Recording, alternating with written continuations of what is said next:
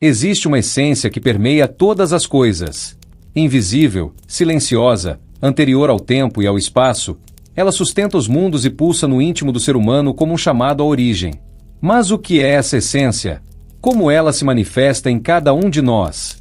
É apenas um conceito metafísico ou é a própria substância viva que respira por trás da matéria, dos pensamentos e do destino? Este audiobook inicia justamente nesse ponto, no mistério da fonte que se oculta para ser buscada. A partir dessa investigação primordial, somos conduzidos a uma pergunta ainda mais provocadora. Se a criação passou por um processo de ruptura, o que significa, então, a ressurreição dos mortos dentro da grande obra de reparação? Trata-se de um evento futuro, literal, ou de um símbolo profundo da restauração das partes fragmentadas do ser? Ao adentrar esse tema, descobrimos que a morte e a vida, no ensinamento do Zohar, não são opostos absolutos, mas fases de um processo maior de reintegração. Essa jornada nos leva à própria estrutura da existência humana. Quais são os 4 períodos que marcam a trajetória da alma neste mundo? Como a vida se organiza em ciclos de preparação, crescimento, crise e retorno? E dentro desse processo, como compreender os 4 aspectos do desejo de receber, inanimado, vegetativo, animal e humano, que estruturam não apenas a natureza, mas o desenvolvimento interior da alma? Cada estágio revela um grau de consciência e responsabilidade, mostrando que evoluir não é eliminar o desejo, mas refiná-lo. Ao expandirmos o olhar, entramos na arquitetura invisível da criação. O que são os 5 mundos contidos uns dentro dos outros? São dimensões paralelas, estados de consciência ou níveis de emanação da luz? E de que maneira esses mundos se refletem no homem, tornando um verdadeiro microcosmo do universo? Compreender essa estrutura é perceber que nada em nós é isolado. Cada pensamento, cada escolha, ecoa em esferas que ultrapassam a matéria. Mas quem é, afinal, o ser humano segundo essa tradição? Ele é apenas corpo e alma ou uma composição mais complexa de aspectos espirituais que interagem entre si? Ao explorar os 4 aspectos espirituais que o compõem, começamos a entender por que o homem é descrito como um ser intermediário, capaz de descer as trevas ou acender a luz. E então surge um ensinamento decisivo.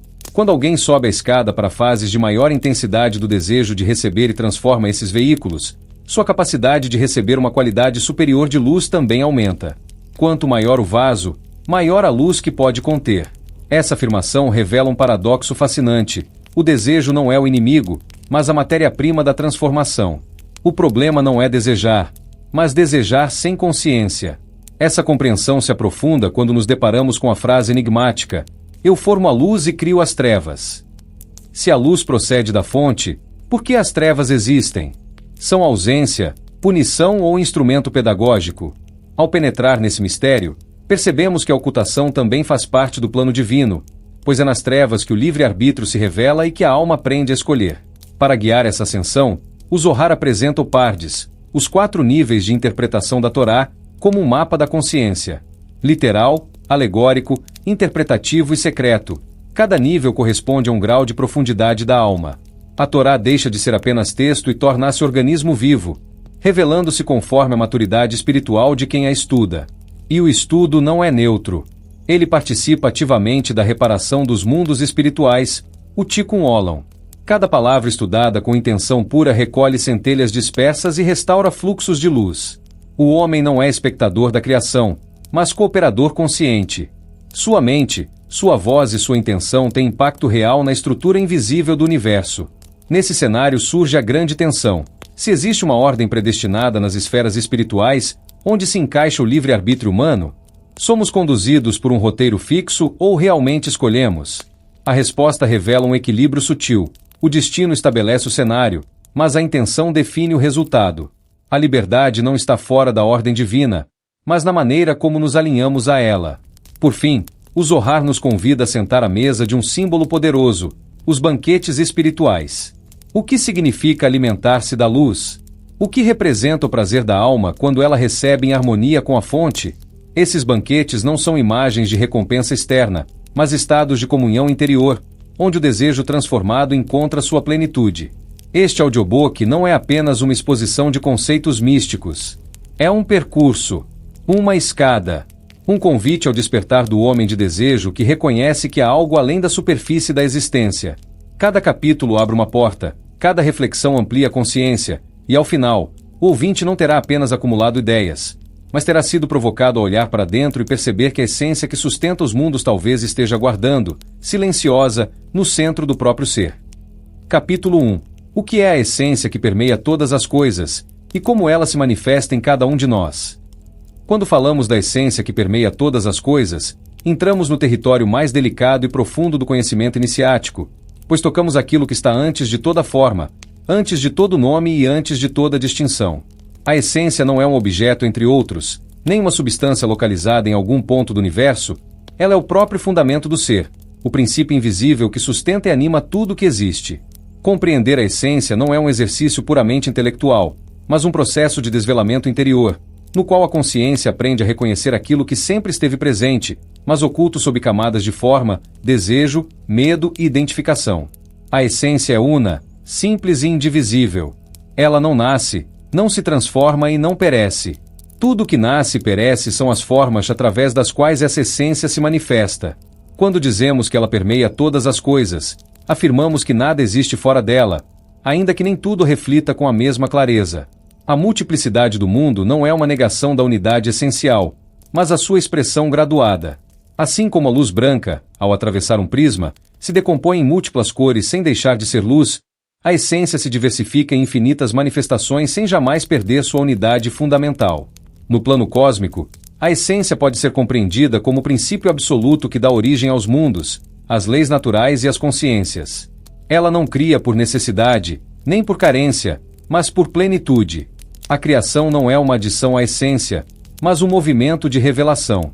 Aquilo que percebemos como distância entre o Criador e a criação não é uma separação real, mas uma diferença de grau de percepção. Onde a consciência é limitada, a essência parece distante. Onde a consciência é purificada, ela se torna evidente. No ser humano, essa mesma essência se manifesta como o núcleo mais íntimo do nosso ser, aquilo que permanece quando todas as identificações externas se dissolvem. Pensamentos, emoções, memórias, papéis sociais e histórias pessoais são camadas que se organizam em torno desse núcleo, mas não o definem.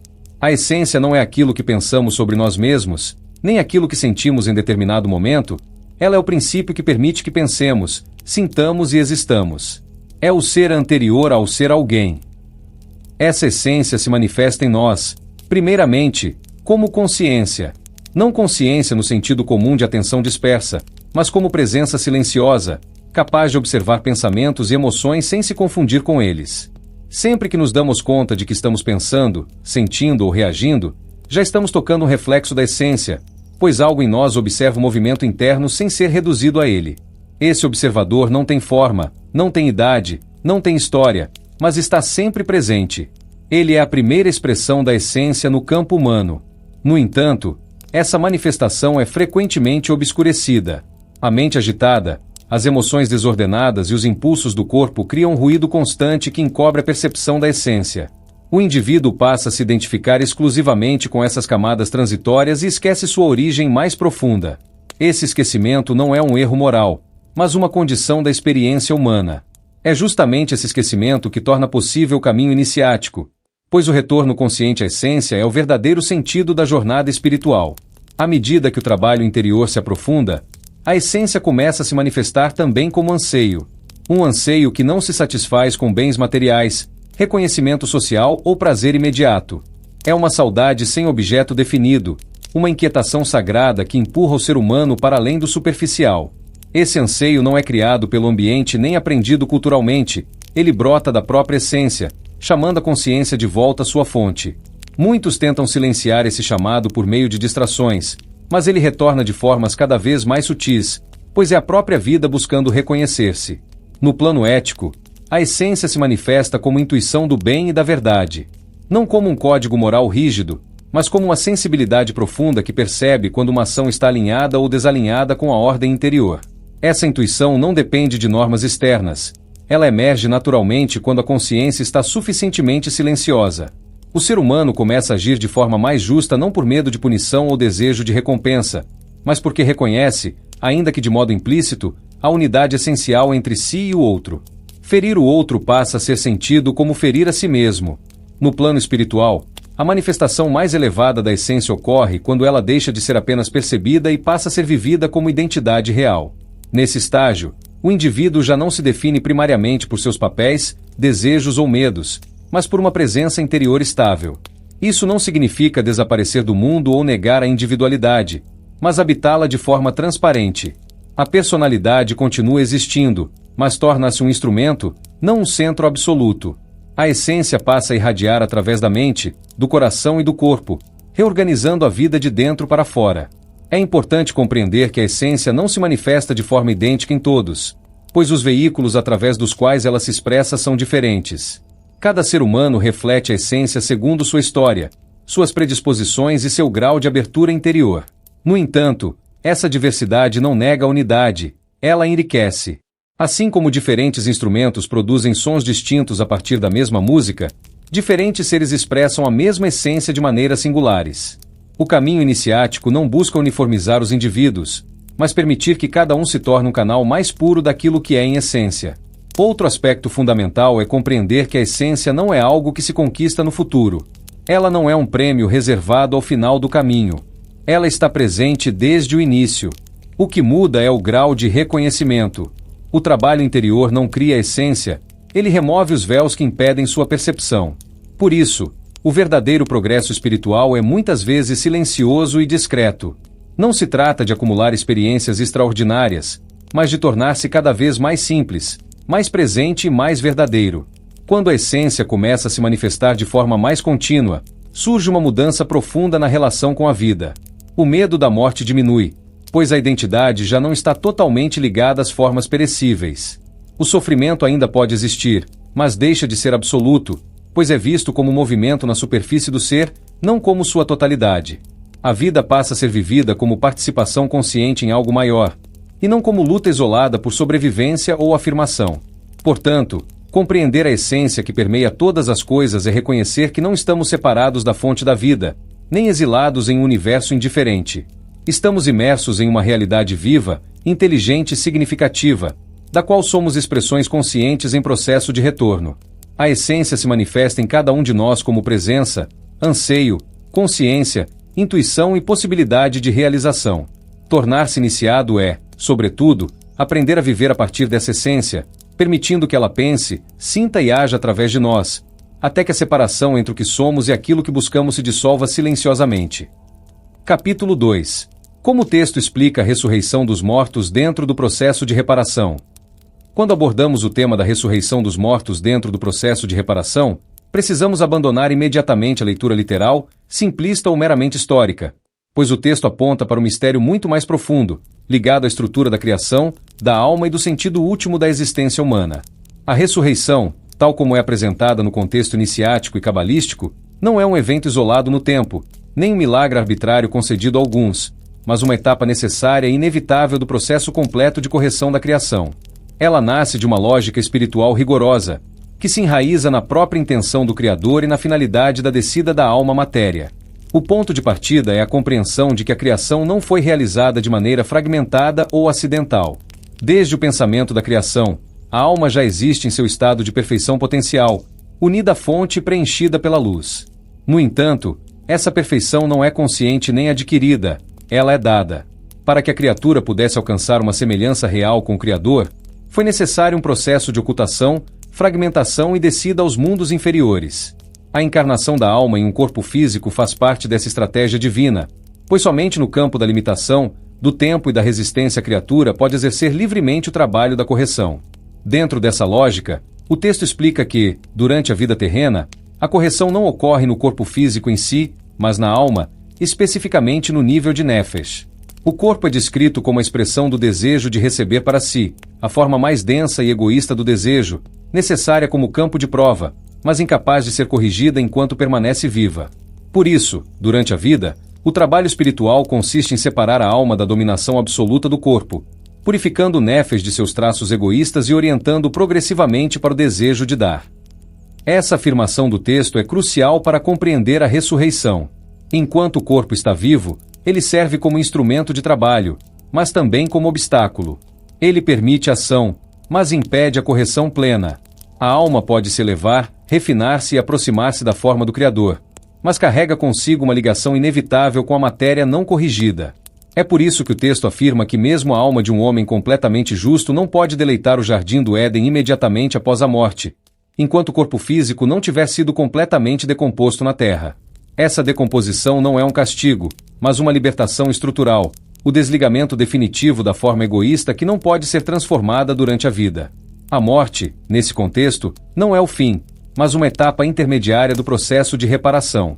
Ela dissolve a forma corporal antiga, permitindo que a alma exista em um estado mais sutil, proporcional ao grau de correção que alcançou. No entanto, essa condição ainda não é o estado final desejado pela criação.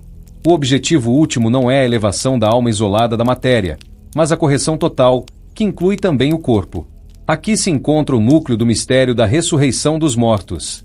A ressurreição representa o momento em que o corpo, antes incapaz de correção, retorna à existência em uma forma transformada, agora apta a participar da luz. Não se trata do retorno do corpo antigo, com suas limitações e impulsos egoístas, mas de uma reconstrução da forma corporal em conformidade com a alma corrigida.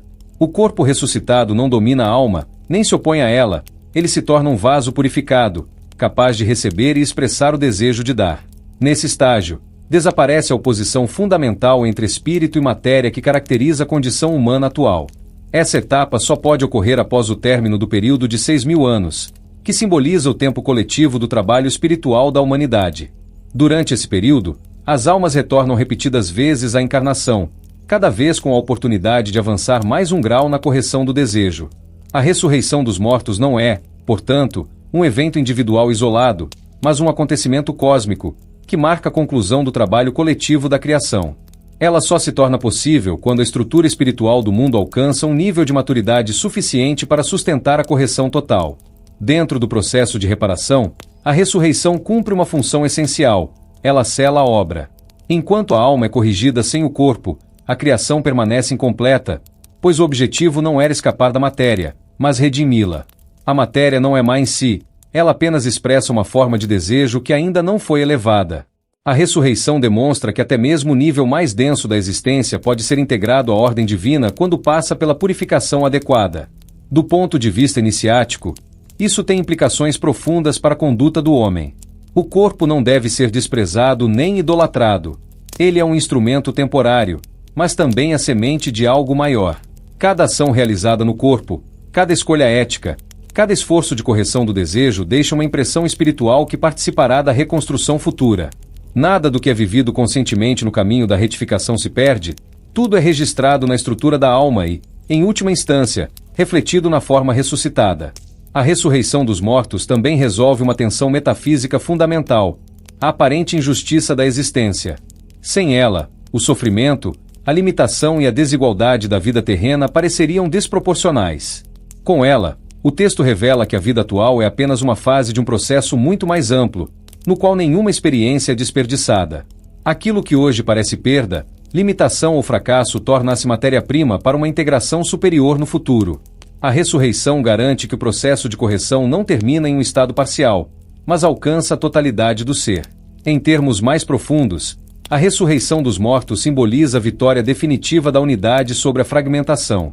Ela representa o momento em que o desejo de receber, antes oposto ao Criador, é completamente transformado em desejo de dar. Nesse estado, corpo e alma deixam de estar em conflito, pois ambos participam da mesma intenção. O ser humano torna-se, então, um reflexo completo da intenção divina, não apenas em espírito, mas também em forma. Assim, a ressurreição não como um dogma a ser aceito pela fé cega, mas como uma consequência lógica e necessária do pensamento da criação. Sem ela, a obra ficaria incompleta, com ela, a criação atinge sua finalidade. A ressurreição dos mortos é, portanto, a coroação do processo de reparação, o momento em que aquilo que foi fragmentado retorna à unidade, não por anulação da experiência, mas por sua plena integração consciente. É o instante em que a criação, finalmente, reconhece e realiza o sentido para o qual foi chamada desde o princípio. Capítulo 3. Explique a divisão em 4 períodos da existência humana. Quando o texto propõe a divisão da existência humana em 4 períodos, ele não está descrevendo meras fases biológicas ou psicológicas da vida, mas revelando um mapa iniciático da jornada da alma através da matéria, do desejo e da luz. Trata-se de uma cartografia espiritual precisa, onde cada período corresponde a um tipo específico de relação entre o ser humano, o desejo de receber os mundos espirituais e o propósito da criação. Esses 4 períodos não são apenas sucessivos no tempo, eles representam graus de consciência, estágios de maturação da alma e modos distintos de participação na grande obra do Tikkun, a reparação universal. O primeiro período é o mais denso, mais inconsciente e, paradoxalmente, o mais necessário. Ele corresponde ao momento em que o ser humano entra no mundo já portando o desejo de receber em sua forma mais crua, instintiva e expansiva.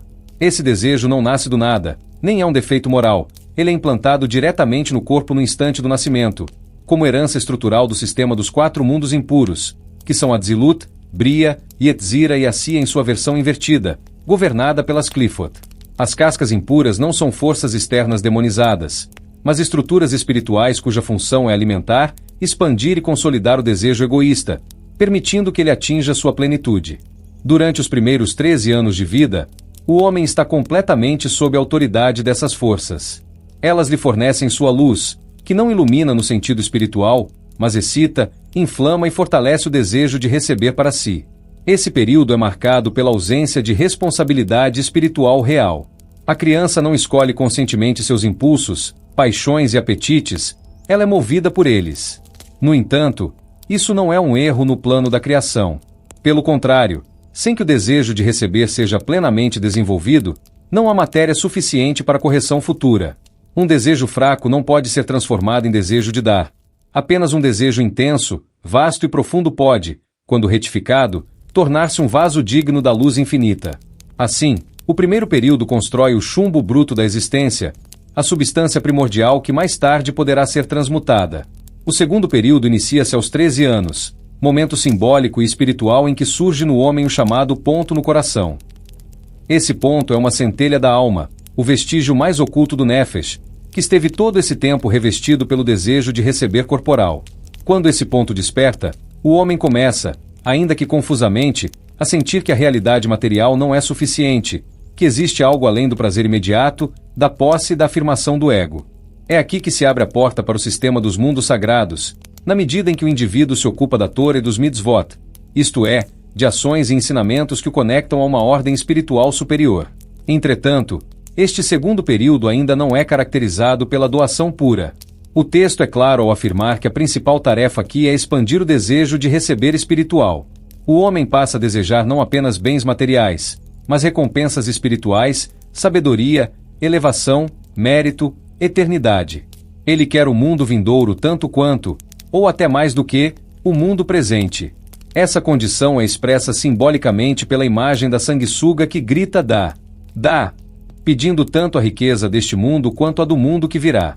Embora ainda seja egoísta, esse nível é incomparavelmente superior ao primeiro, pois o desejo agora se dirige ao infinito e adquire uma dimensão eterna. Esse período é marcado pelo princípio fundamental segundo o qual o agir não para o próprio benefício começa, inevitavelmente, pelo agir para o próprio benefício. A tradição reconhece que ninguém começa puro, a pureza é conquistada. O envolvimento consagrado, mesmo motivado por interesse pessoal, cria um refinamento progressivo do desejo.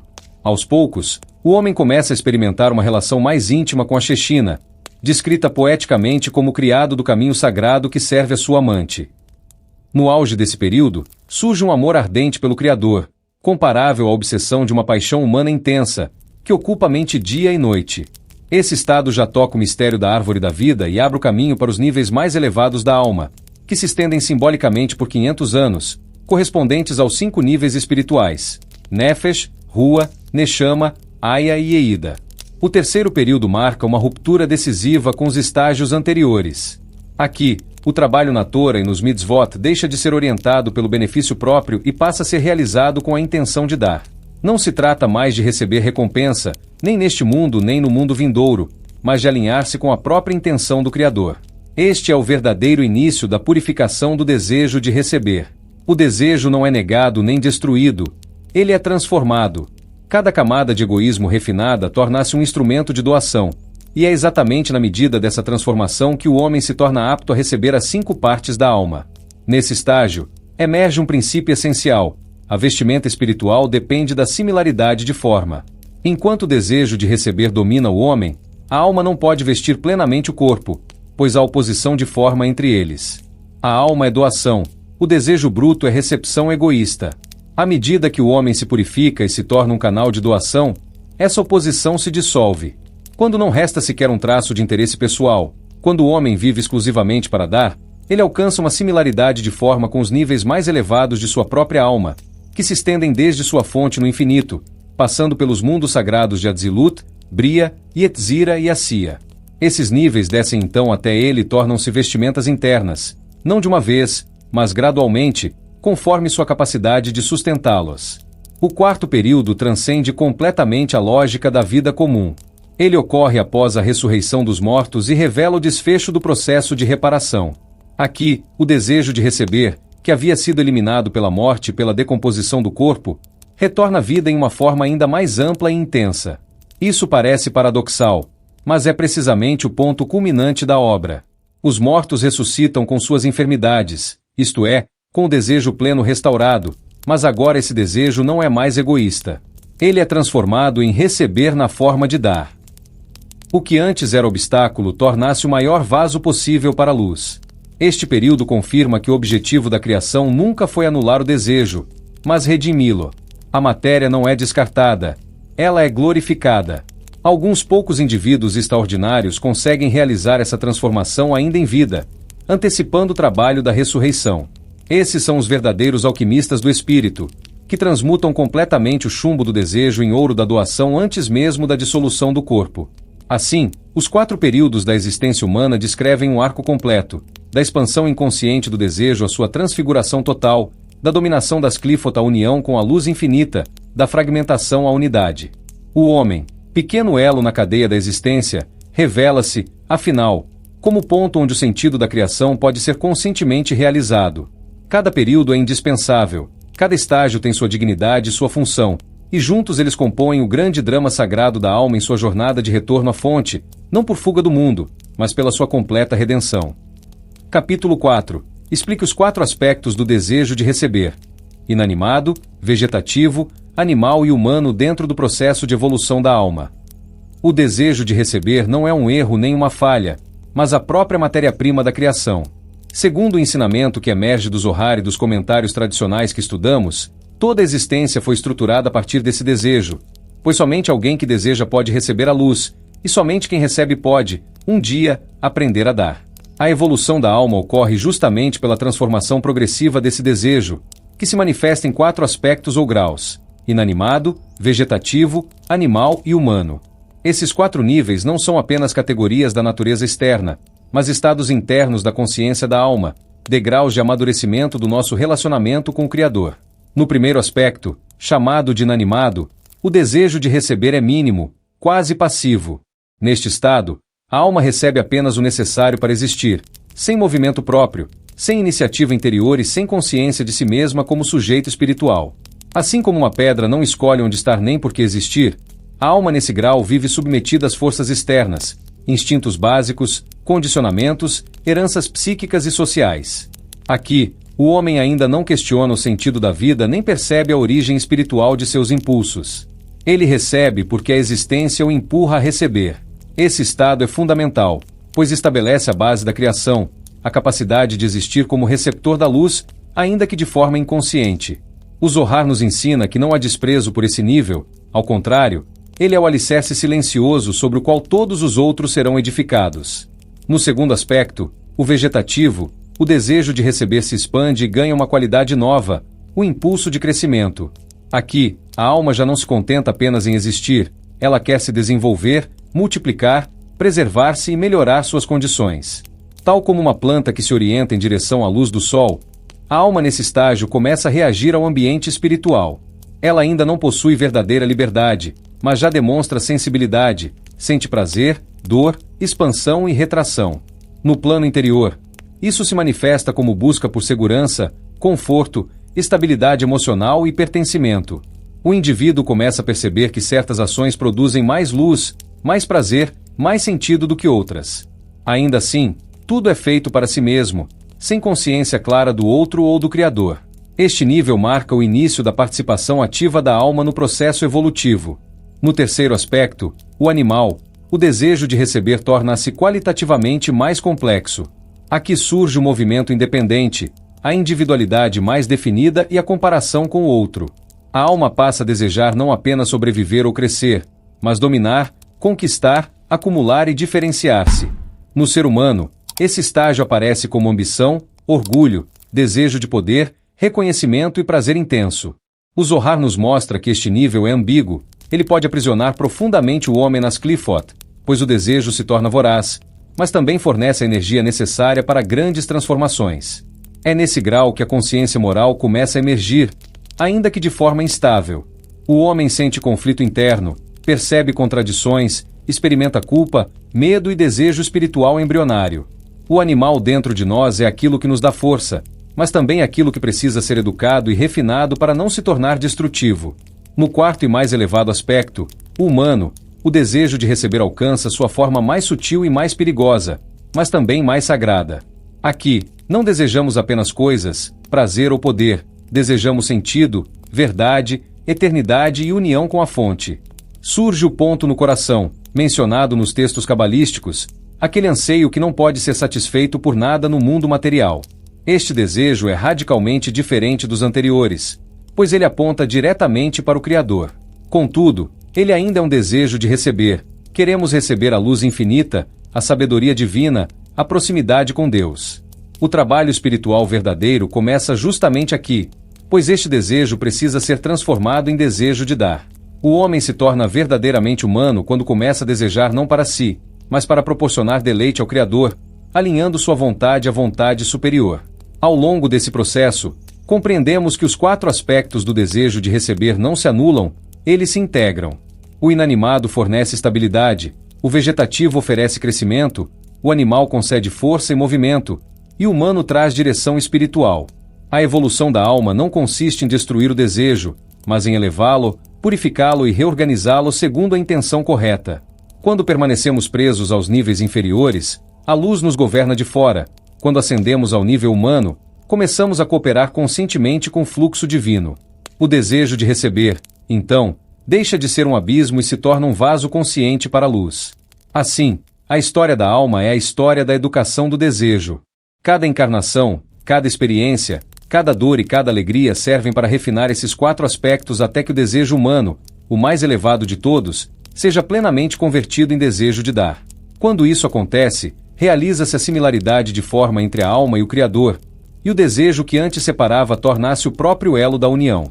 É nesse ponto que compreendemos, com reverência e clareza interior, que toda a criação do inanimado ao humano sempre foi um único e longo caminho de retorno à fonte.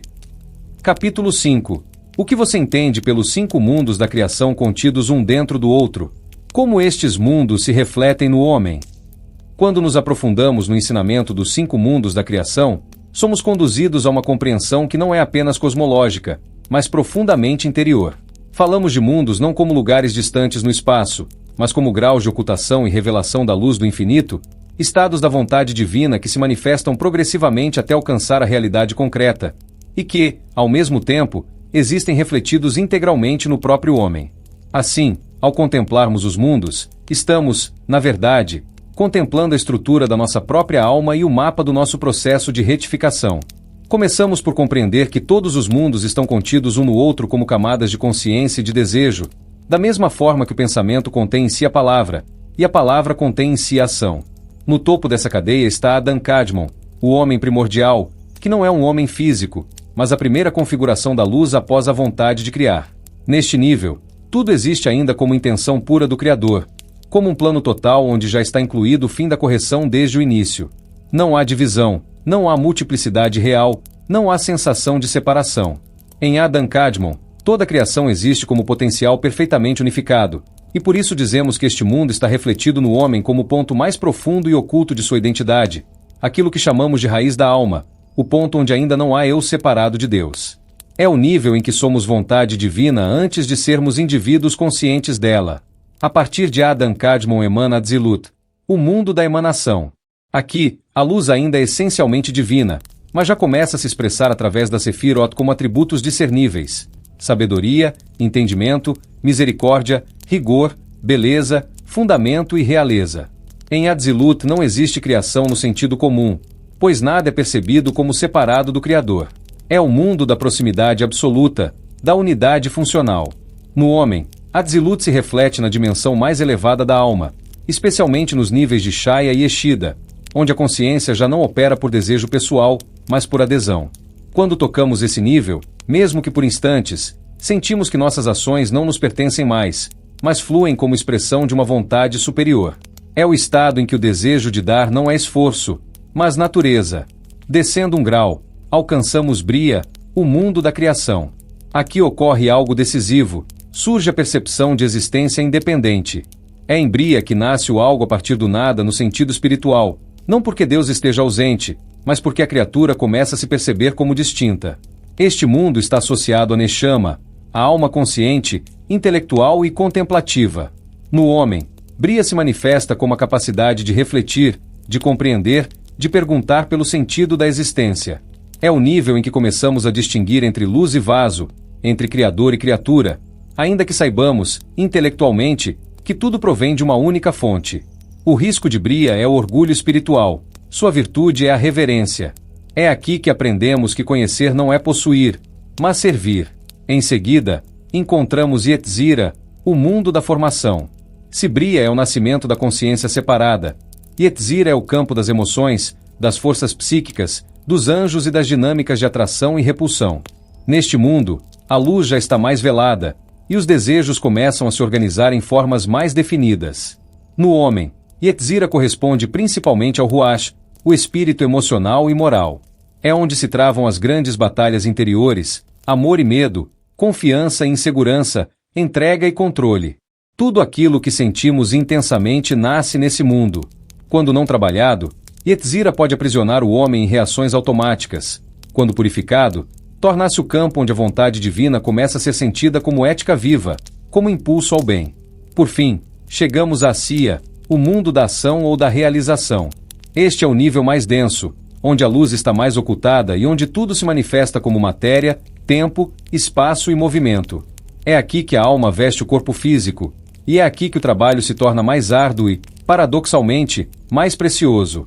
No homem, Asiya corresponde ao Nefesh, a força vital ligada ao corpo, aos instintos e à sobrevivência. É neste mundo que o desejo de receber se expressa de forma mais bruta, buscando prazer, segurança e continuidade. Mas é também aqui que a correção pode ser realizada de maneira concreta, pois cada ação, cada escolha, cada mitvá executada com intenção correta, eleva centelhas de luz de volta às suas raízes superiores. Quando afirmamos que esses 5 mundos estão contidos um dentro do outro, queremos dizer que nenhum deles existe isoladamente. Assim como o corpo contém emoções, pensamentos e uma centelha de intenção profunda, Asiya contém Yetzira, que contém Bria, que contém Atzilut, que contém Adam Kadmon. Do mesmo modo, cada ser humano carrega todos esses mundos dentro de si, simultaneamente. O problema não é a ausência de níveis elevados, mas a falta de consciência e alinhamento entre eles. A maior parte da humanidade vive quase exclusivamente em Asiya, reagindo aos estímulos materiais, enquanto Yetzira e Bria atuam de forma desordenada, e Atzilut permanece praticamente oculto. O trabalho da alma, conforme o Zohar ensina, consiste em alinhar esses mundos internos, fazendo com que o inferior sirva ao superior. Quando nossas ações em Asiya são guiadas por emoções purificadas em Yetzira, iluminadas por compreensão em Bria, alinhadas com a unidade de Atzilut e enraizadas na intenção primordial de Adam Kadmon, então nos tornamos verdadeiros condutores da luz. É isso que significa ser um microcosmo, não apenas refletir o universo, mas participar conscientemente de sua retificação.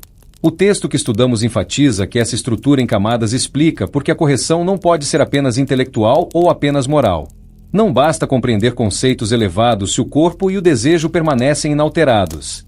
Tampouco basta agir corretamente se a intenção interior continua voltada ao benefício próprio.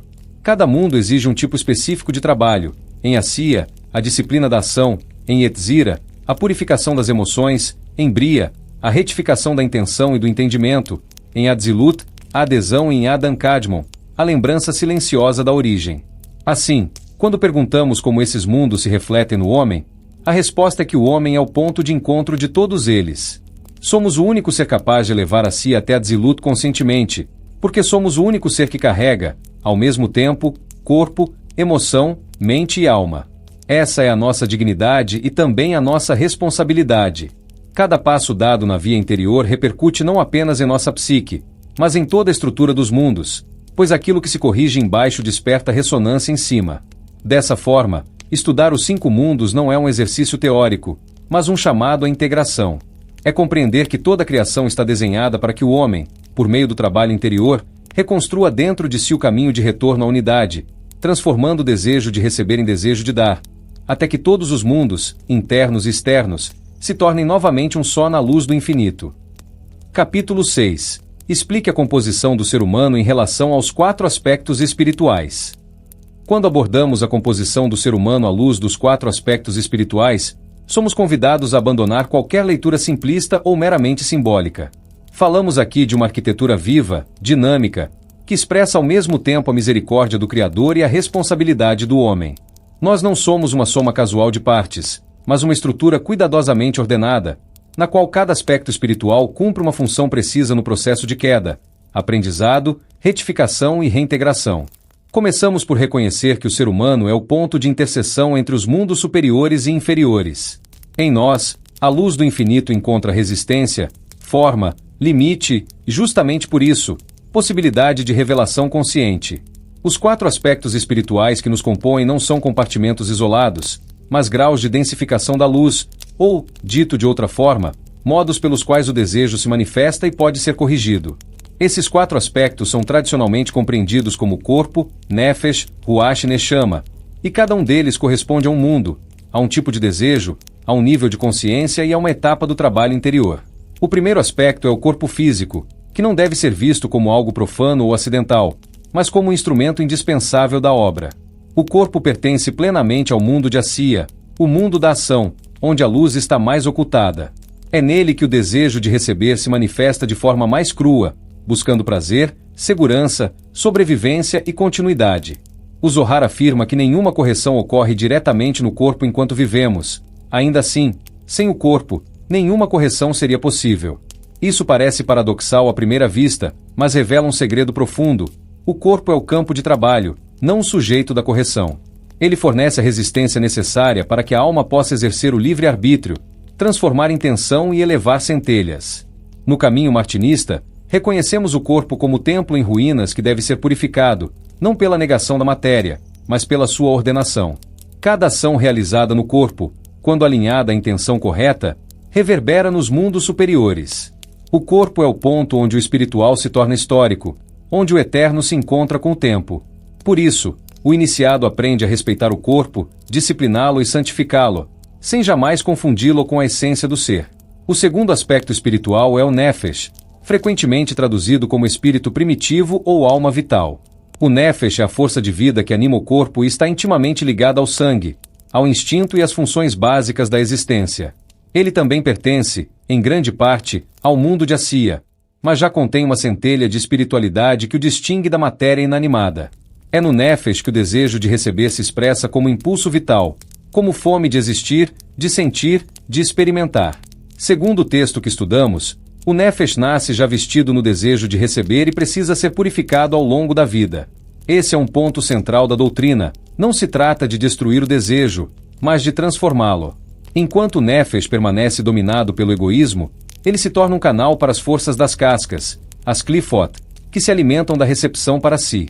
Quando, porém, o nefesh começa a ser educado pela Torá, pelas mitzvot e pelo trabalho interior, ele gradualmente se desprende da identificação com o corpo e se orienta para o desejo de dar. Assim, reconhecemos no nefesh o homem exterior, aquele que vive reagindo ao mundo, mas que também pode ser iniciado. O trabalho com nefesh é um trabalho de purificação, de retificação dos hábitos, das paixões e das reações automáticas. É aqui que começa verdadeiramente a senda iniciática, pois sem a purificação do nefesh, os níveis superiores da alma não podem se fixar no homem. O terceiro aspecto espiritual é o ruach, o espírito propriamente dito. O ruach pertence ao mundo de Yetzira, o mundo da formação, das emoções, dos valores e das forças morais. Se o nefesh é a vida instintiva, o ruach é a vida relacional e ética. É no ruach que surgem o amor, o temor, a devoção, a culpa, a esperança e a responsabilidade. O ruach é o campo onde o bem e o mal se tornam escolhas conscientes, e não apenas reações. O ruach só pode se desenvolver verdadeiramente quando o homem começa a se ocupar da Torá e das mitzvot, ainda que inicialmente não por seu nome, isto é, mesmo que o faça por interesse próprio. Esse estágio é fundamental, pois é nele que o desejo de receber espiritual se expande. O homem passa a desejar não apenas os prazeres do mundo físico, mas também os prazeres espirituais, compreensão, proximidade com o divino, sensação de elevação. Embora ainda exista egoísmo nesse desejo, ele já representa um enorme avanço em relação ao nível puramente material. Na via martinista, o Ruach corresponde ao homem moral, ao homem que desperta para a noção de queda e de reintegração.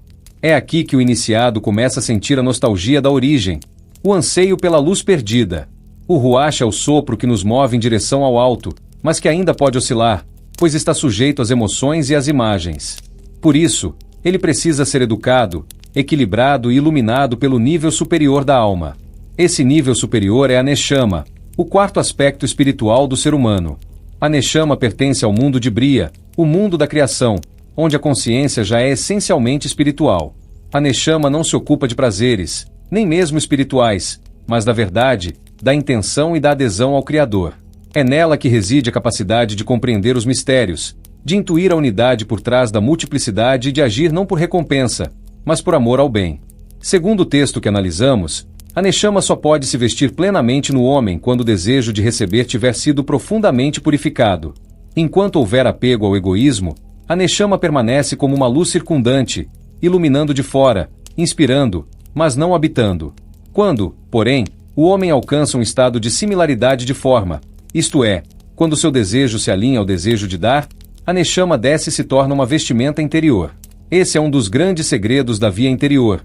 A alma superior não é adquirida por mérito externo, mas por transformação interna. No martinismo, reconhecemos na Neshama o homem interior, o homem regenerado, aquele que começa a viver a reintegração de maneira consciente. É nesse nível que o iniciado compreende que todo o trabalho realizado nos níveis inferiores tinha como finalidade preparar um espaço adequado para a habitação da luz. A Neshama é o princípio crístico no homem, a centelha que nos liga diretamente à fonte e que nos chama a participar da obra da reparação universal. Esses quatro aspectos espirituais que são corpo, Nefesh, Ruach e Neshama, não existem de forma linear, mas simultânea. Em cada instante de nossa vida, todos eles estão ativos em maior ou menor grau. O trabalho iniciático consiste em ordenar essa hierarquia interior, fazendo com que o corpo sirva ao Nefesh, o Nefesh ao Ruach e o Ruach à Neshama. Quando essa ordem é invertida, surge o caos interior. Quando ela é restaurada, surge a harmonia. O Zohar nos ensina que essa estrutura reflete os mundos superiores, e o martinismo confirma que o homem é verdadeiramente um microcosmo. Ao retificar nossos quatro aspectos espirituais, não estamos apenas nos transformando individualmente, mas participando ativamente da restauração da ordem divina. Assim, a composição do ser humano deixa de ser um dado teórico e se revela como um chamado, conhecer a nós mesmos para, por meio desse conhecimento, reencontrar o caminho da reintegração com o princípio. Capítulo 7. Explique o seu entendimento da frase. Quando alguém sobe a escada para fases de maior intensidade do desejo de receber e transforma estes veículos, então a habilidade de receber uma qualidade superior de luz também aumenta, porque quanto maior o veículo, desejo de receber, do ponto de vista metafísico, maior o conteúdo de luz. Quando refletimos sobre a frase que afirma que, ao subir a escada para fases de maior intensidade do desejo de receber e transformar esses veículos, aumenta também a capacidade de receber uma qualidade superior de luz, entramos no coração de um dos paradoxos mais profundos do Zohar e da Cabala. Aquilo que inicialmente parece ser obstáculo à união com o divino é, na verdade, o instrumento indispensável para que essa união se realize de modo pleno. O texto nos convida a abandonar uma leitura moralista ou simplista do desejo de receber como algo meramente negativo e a compreendê-lo como a própria matéria da criação, o vaso ontológico que o Criador moldou para que sua luz pudesse ser revelada. Quando falamos de subir a escada, não estamos tratando de um movimento espacial ou cronológico comum, mas de uma ascensão de estados de consciência e de sensibilidade espiritual. A escada simboliza a progressão dos mundos, dos níveis da alma e das intensidades do desejo. Cada degrau representa um aumento da capacidade de percepção, mas também um aumento proporcional do desejo de receber. Aqui reside um ponto crucial: a luz nunca se revela em um vazio absoluto, pois onde não há desejo, não há percepção. O Criador, sendo plenitude absoluta, cria o ser humano como carência, como anseio, para que esse anseio possa ser preenchido pela luz. Assim, quanto mais elevado o degrau, mais refinado e intenso se torna o desejo, e maior deve ser o trabalho de transformação interior. O veículo, do ponto de vista metafísico, é precisamente esse desejo de receber. Ele não é o corpo físico em si, embora se manifeste através dele, tampouco é apenas a mente ou a emoção, mas a estrutura profunda que sustenta todas essas camadas. Todo ser criado é definido pelo seu desejo, e que a diferença essencial entre o Criador e a criatura não está na existência, mas na forma do desejo. O Criador é puro desejo de dar, enquanto a criatura nasce como desejo de receber. Essa diferença de forma é a raiz de toda separação percebida. O caminho espiritual, portanto, não consiste em destruir o desejo, mas em transformá-lo em sua intenção, convertendo o receber egoísta em receber com a finalidade de dar. Quando o texto afirma que, ao transformar esses veículos, aumenta a capacidade de receber uma qualidade superior de luz, ele aponta para uma lei espiritual fundamental. A luz que pode ser recebida é sempre proporcional à pureza e à extensão do vaso. Um desejo pequeno, restrito e centrado em si mesmo só pode conter uma luz limitada, fragmentada e instável. Já um desejo ampliado, consciente e orientado para o bem maior torna-se capaz de receber luz mais elevada, mais intensa e mais duradoura. Isso explica porque as almas que avançam no caminho espiritual frequentemente experimentam crises mais profundas, conflitos mais intensos e provas mais sutis. O aumento do desejo precede o aumento da luz. Nesse sentido, subir a escada implica aceitar que o caminho não é linear nem confortável. Cada novo nível traz consigo uma expansão do desejo de receber, o que pode ser vivido inicialmente como um aumento do ego, da ambição espiritual ou até da sensação de afastamento do divino. O iniciado inexperiente pode se confundir e acreditar que está regredindo, quando na verdade está sendo preparado para conter uma luz maior. Essa dinâmica é necessária, pois a luz superior não pode ser dada a um vaso que ainda não foi ampliado. É como tentar conter um oceano em um copo, não é a luz que é insuficiente, mas o recipiente que ainda não está preparado. A transformação do veículo ocorre através do trabalho consciente sobre a intenção. No início, o homem se ocupa da Torá e dos mitzvot para seu próprio benefício, buscando recompensa, proteção ou elevação pessoal. Esse estágio, longe de ser desprezível, é considerado necessário, pois é ele que amplia o desejo espiritual e o direciona para além dos limites puramente materiais. O texto enfatiza que fazer não para o seu próprio benefício leva a fazer para o seu próprio benefício, indicando que o processo é gradual e pedagógico.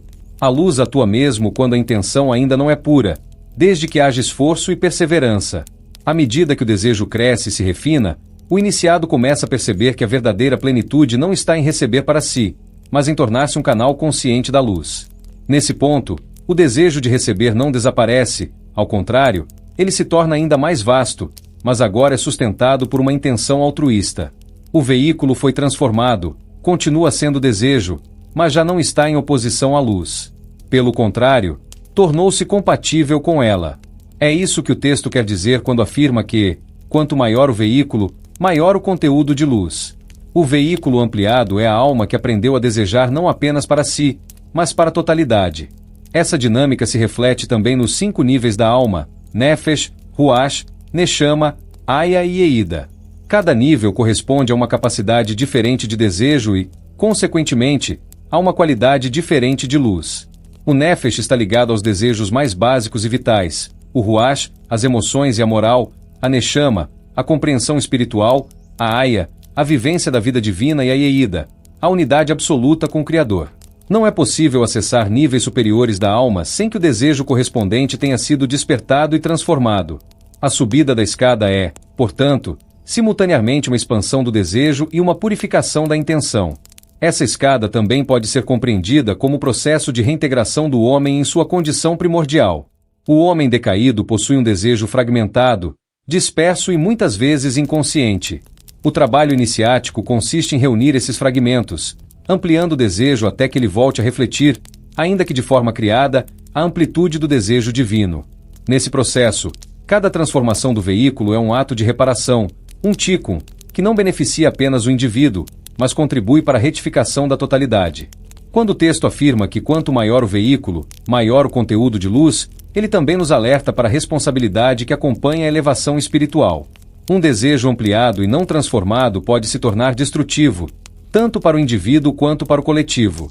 Por isso, a ampliação do desejo deve caminhar lado a lado com o refinamento ético, a humildade e a vigilância interior. A luz não é perigosa em si, perigoso é um vaso grande e impuro, incapaz de sustentar o que recebe. O verdadeiro iniciado aprende a expandir o desejo com reverência, paciência e disciplina. Essa frase nos ensina que a grandeza espiritual não está em suprimir o desejo, mas em educá-lo, orientá-lo e consagrá-lo. O Criador não deseja criaturas vazias, mas vasos vivos, conscientes e capazes de conter sua luz de forma plena. Subir a escada significa aceitar o chamado para nos tornarmos recipientes cada vez mais amplos da presença divina. Cada transformação do desejo é um passo nessa ascensão, e cada passo nos aproxima da realização do propósito último da criação, que a luz infinita possa habitar plenamente no coração da criatura, sem ruptura, sem oposição e sem ocultamento. Capítulo 8. Explique o seu entendimento da frase: Eu formo a luz e crio as trevas. Quando meditamos sobre a frase Eu formo a luz e crio as trevas, somos conduzidos a um dos pontos mais delicados e profundos da teologia mística apresentada no Zohar e nos textos que dele derivam. Essa afirmação não pode ser compreendida de modo literal, moralista ou dualista, pois ela não descreve dois princípios opostos e independentes em guerra eterna. Pelo contrário, ela aponta para a unidade absoluta do Criador e para a origem comum de tudo que existe, tanto daquilo que percebemos como luz quanto daquilo que experimentamos como trevas. Aqui, a linguagem simbólica revela um segredo, sod, essencial. A treva não é um erro da criação, nem uma força autônoma fora de Deus, mas um elemento necessário do processo pelo qual a luz pode ser percebida, recebida e finalmente integrada. A luz não significa apenas claridade espiritual, bondade moral ou conhecimento elevado. A luz é a emanação direta do Criador, a expressão de sua vontade de dar, de preencher, de vivificar. Ela é simples, una e absoluta em sua fonte, mas ao se manifestar nos mundos criados, assume gradações, filtros e limitações. Já as trevas não são o oposto substancial da luz, mas o estado de ocultamento dessa luz. Criar as trevas significa criar a possibilidade de ausência, de vazio, de distância aparente entre a criatura e sua origem. Esse vazio não é uma falha, mas o espaço onde a consciência pode emergir e onde o livre-arbítrio pode existir. Quando o Criador declara que ele forma a luz e cria as trevas, nos ensina que ambos os estados procedem da mesma fonte e obedecem ao mesmo propósito. A luz é formada, isto é, estruturada, medida e adaptada aos vasos criados. As trevas são criadas como consequência da limitação desses vasos, que ainda não possuem equivalência de forma com o desejo de dar do Criador. Assim, a treva não é um algo positivo, mas a experiência subjetiva da criatura diante da luz que não pode ainda receber plenamente. Onde o vaso é pequeno, a luz se oculta. Onde o desejo é egoísta, a luz se afasta. Onde há diferença de forma, há escuridão. No caminho iniciático, aprendemos que essa dinâmica não ocorre apenas nos mundos superiores, mas se reflete integralmente no homem. Cada um de nós é um microcosmo onde luz e trevas coexistem. A luz se manifesta como intuição, consciência, amor, compreensão e impulso de elevação. As trevas se manifestam como ignorância, medo, apego, confusão e sofrimento. No entanto, assim como nos mundos, essas trevas não são estranhas à obra divina. Elas fazem parte da pedagogia espiritual que conduz a alma ao reconhecimento da luz. Sem a experiência da treva, a luz seria invisível, indiferenciada e inconsciente. A criação das trevas está intimamente ligada ao conceito de Tsindzum, a contração divina. Ao contrair-se, o Criador não desaparece, mas oculta sua luz infinita para permitir a existência de algo que não seja ele mesmo em aparência. Essa ocultação é a raiz metafísica das trevas. Portanto, as trevas não indicam a ausência real de Deus, mas a sua presença velada. Onde percebemos escuridão, há uma luz que ainda não foi revelada aos nossos sentidos espirituais. O trabalho do homem consiste precisamente em transformar essa ocultação em revelação. No sistema dos quatro mundos, Atzilut, Bria, Yetzira e Asiya, essa dinâmica se expressa de modo progressivo. Em Atzilut, a luz é quase sem véus, e a treva é mínima, quase inexistente. À medida que descemos para Bria e Yetzira, a luz se reveste de formas, conceitos e estruturas, e as trevas começam a surgir como limites da compreensão. Em Asiya, o mundo da ação, a luz está profundamente ocultada, e as trevas se tornam dominantes aos sentidos comuns. No entanto, mesmo aqui, no ponto mais denso da criação, a frase Eu formo a luz e crio as trevas permanece válida. A luz continua presente, ainda que velada, sustentando a existência e oferecendo ao homem a possibilidade de retorno consciente. Essa frase também se relaciona com a queda do homem primordial e com sua vocação à reintegração. O homem, ao se afastar da ordem divina, passou a experimentar a criação de modo fragmentado, percebendo luz e trevas como realidades separadas e conflitantes. Esse estado de consciência é, em si, uma forma de treva. Contudo, ele não é definitivo. A treva é o campo de trabalho do iniciado, o lugar onde se realiza a obra de reparação. Cada ato consciente, cada escolha alinhada à vontade divina, cada esforço de purificação interior transforma uma parcela de treva em luz. A frase também nos ensina algo fundamental sobre o sofrimento. Se o Criador cria as trevas, então o sofrimento não pode ser compreendido apenas como punição ou erro. No Zohar, o sofrimento é frequentemente descrito como um instrumento de despertar, um chamado à consciência. Ele surge quando a alma entra em atrito com a luz que não pode ainda receber. Em vez de negar esse sofrimento ou interpretá-lo como abandono divino, o iniciado aprende a lê-lo como um sinal de que é uma luz mais elevada tentando se manifestar. A treva, nesse sentido, indica uma luz futura, ainda não integrada. É importante compreender que criar as trevas não significa criar o mal no sentido moral absoluto.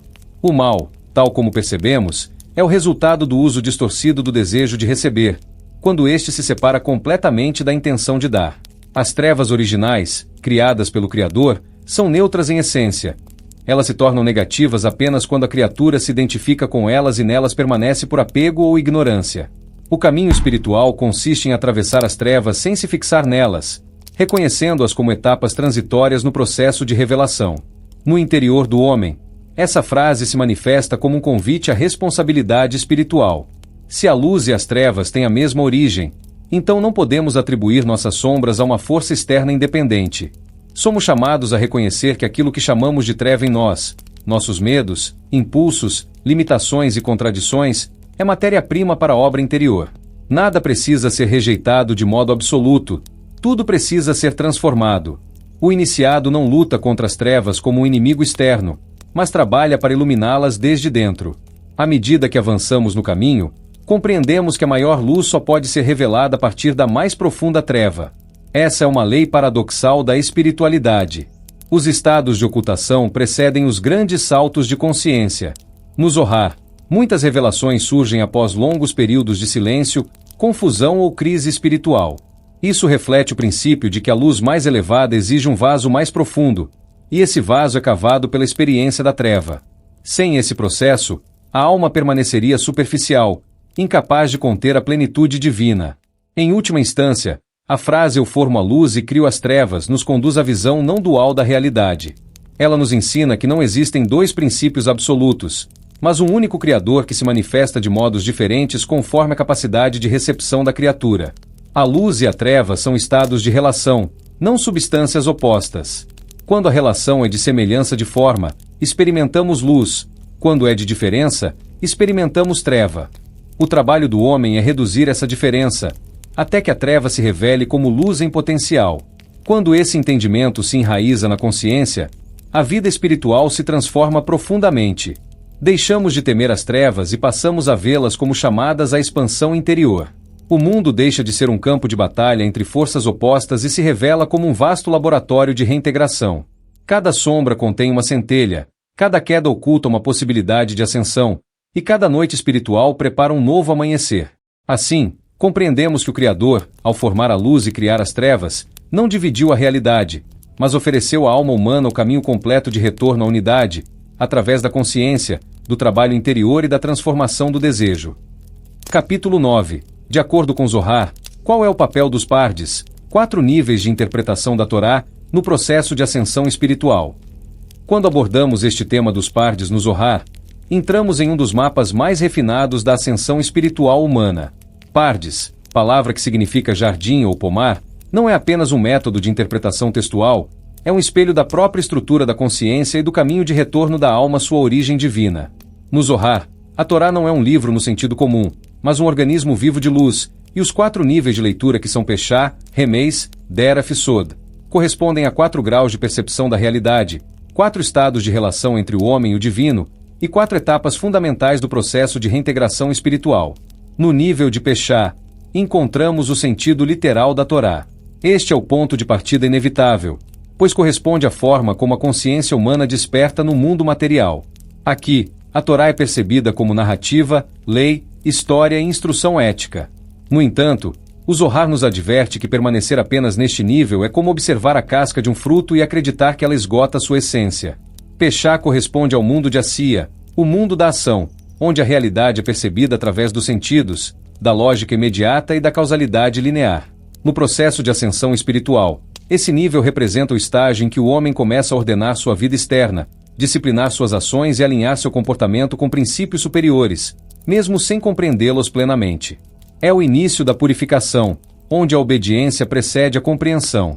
Do ponto de vista interior, Peshá trabalha diretamente sobre o Nefesh, o nível mais básico da alma. Ao praticar os preceitos, estudar o texto e organizar a vida segundo uma ordem sagrada, o homem começa a refinar seu desejo de receber em sua expressão mais densa. Ainda não há verdadeira transformação da intenção, mas a contenção, estrutura e preparação do vaso.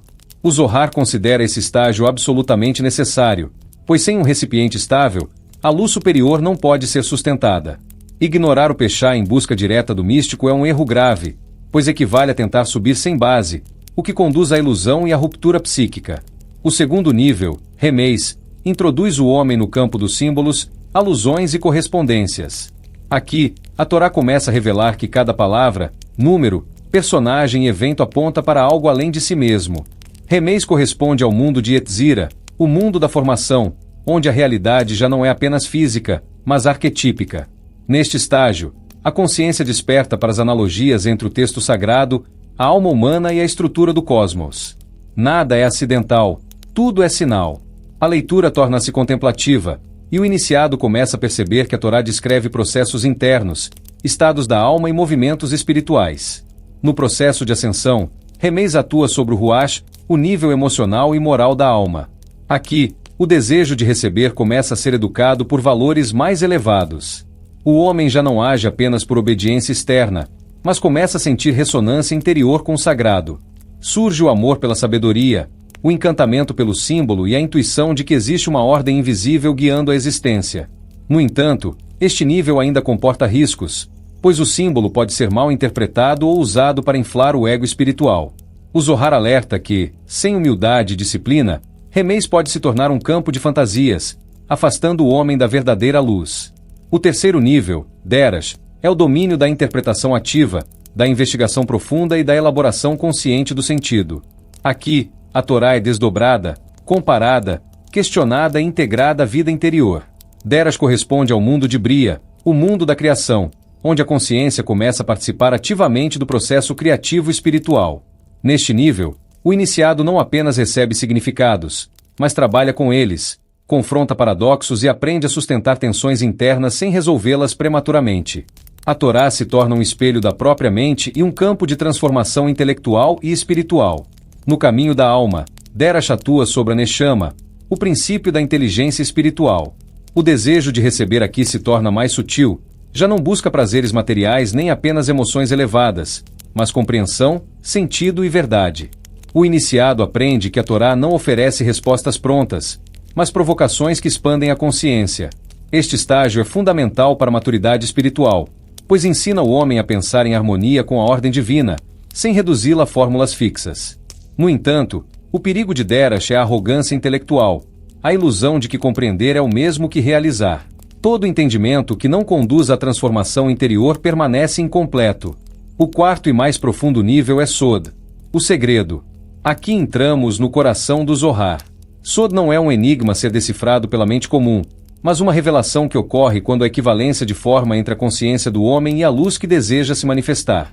Este nível corresponde ao mundo de Atzilut, o mundo da emanação, onde não há separação real entre sujeito e objeto, entre aquele que conhece e aquilo que é conhecido. No Sod, a Torá deixa de ser interpretada e passa a ser vivida como experiência direta da realidade divina. No processo de ascensão espiritual, Sod atua sobre os níveis mais elevados da alma, Aya e Eida. Aqui, o desejo de receber é quase totalmente transformado em desejo de dar. A consciência já não busca algo para si, mas torna-se um canal da luz. O segredo não é transmitido por palavras, mas por ressonância interior. Por isso, os segredos da Torá só são revelados àqueles que os temem, não no sentido de medo, mas de reverência profunda pela ordem divina. O Sod não pode ser apropriado. Ele se revela quando o homem está pronto para desaparecer como ego separado. O famoso relato dos 4 sábios que entraram no Pardes ilustra de forma dramática os riscos e as exigências desse caminho. Apenas Rabi Akiva entrou e saiu em paz, pois possuía o equilíbrio entre todos os níveis.